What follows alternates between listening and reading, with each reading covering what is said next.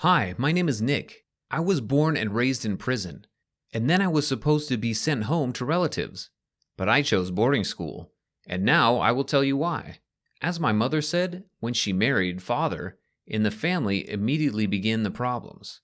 Or rather, there were detractors who constantly quarreled with their parents. My dad had a brother, Uncle Chris. He often came to visit us, sometimes to borrow money, then to eat, then to sleep.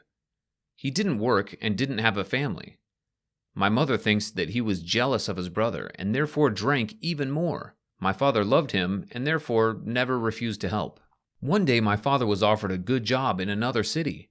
It was necessary to go there for the whole week and return home only on weekends. Since the earnings were good, Dad agreed and we didn't see each other 5 days a week. As soon as Uncle Chris found out that Dad was not there, he began to visit us even more often, under the pretext of looking after us. At that moment, my mother was already pregnant with me, although there was no help from him. His mother could not expel him either, out of respect for Dad. Sometimes Uncle Chris could just stay at our house without asking. This irritated my mother terribly. She and Dad even had a fight about it once. He didn't want to listen to Mother in any way. "He is my only brother, and I will take care of him," my father shouted. Well, then Father began to have difficulties at work. He began to come less often, and Uncle Chris stayed more often. So, under the influence of alcohol, he began to molest Mother and harass her. My mother was in a position where she was afraid he might hurt me. Uncle beat her on the back and head, and my mother did everything so that he did not touch her stomach. At some point, she ran into the kitchen and grabbed a knife. Before he could raise his fist again, she stabbed him. He fell. My mother called an ambulance. When the police arrived, my uncle shouted that she had attacked him and wanted to kill him. My father refused to come after hearing that my mother tried to kill his brother, and my mother was put in prison. That's where I was born. My mother named me after her father. I don't know how it all looked from the outside, but my mom says that my appearance on the bill was supposed to be the best moment of her life, and it was ruined. The fact is that when my mother had contractions for several hours in a row, there was a security next to her all the time. The doctor was late somewhere, and there was no other. During this time, something went wrong with my mother, and she began to lose a lot of blood. People in uniform saw it and did nothing.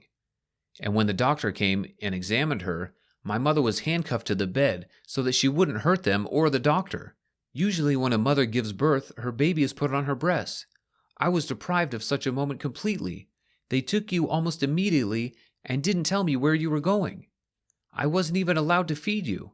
I screamed, got angry, and cried, but no one listened to me. I was lying on the bed and just sobbing. I demanded that you be returned, she said. Postpartum recovery takes more than a month. During this time, women should rest, eat well, and not be nervous. My mother was kicked out of work 3 days later. She could not see me again until the next day. I don't know what you were fed or if you were fed at all, but when I did take you in my arms, I finally felt calm. It did not last long. You were ill. You had a fever. I was really scared. For hours I begged for water and a doctor, but my screams were cut off by a rude remark or a blow on the bars with a club. I tried to feed you as much as possible with my milk, but it was not enough, because I did not eat well. You cried a lot and it broke my heart. Women who were in exactly the same situation, with children and behind bars, understood each other perfectly. They were the only ones who helped those who had no relatives. When their relatives brought some things for their kids, or for them, and needed something to eat, they always shared it with me. I was grateful for their gestures, my mother said. Also, according to her, those prisoners wouldn't have done anything like this if it wasn't for the motive for her attempt on my uncle. The prison has its own rules and regulations. I am not talking about the fact that people there observe a special regime. They have their own rules in addition to the basic ones. Each cell has its own rules.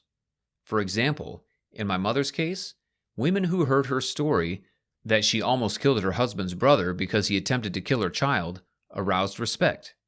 For this reason, my mother was not touched. But among the other, there were those women who were convicted of horrible crimes, infanticide, for example. They were not liked there.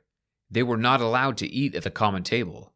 They slept on the floor and were treated like dogs. And everything that relatives brought was taken away from them.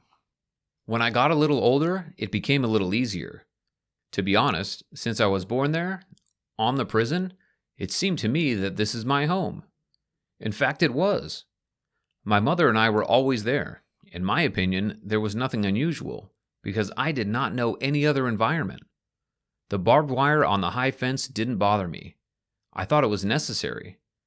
Besides me, there were other children there. We played together while my mother worked. More often, they sewed something. We all wore the same clothes, only sometimes we were visited by other people in more beautiful clothes. They spoke very sternly to us and quickly left. According to the rules, I was only allowed to stay with my mother until I was 3 years old. At the end of the term, my relatives either take me away or send me to a boarding school. My mother said that the day of the separation was the hardest for us. We were both crying. I still remember how bad I felt, how I was afraid to leave my mother. They wanted to give me to my Uncle Chris, as he is a relative. My mother was against it, and I was screaming and hysterical as ever. I didn't want to go to him. Then they decided to transfer me to a boarding school. My mother says that she doesn't know which of the evils was on her at that moment, but she was afraid that Uncle Chris would kill me. That's when I was sent to boarding school. To tell the truth, I didn't see much difference between that house and this one. Here, the order seemed even more disciplined and demanding, because there were more children, and we were already more adults.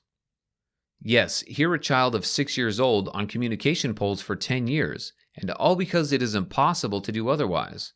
Otherwise, they will trample. You know, we don't choose our parents. We can't agree or refuse to be born. Sometimes it happens that we have no choice but to accept, whether we want to or not. I don't blame my mom for the fact that has been our fate. Sometimes we are responsible for our parents' mistakes. And yes, I have no idea what life looks like on the other side of the boarding school fence. How does it feel to have a family? Your own house? A lot of food and cartoons, not for 20 minutes a day. All I feel right now is longing for my mother, and I can't wait to visit her again.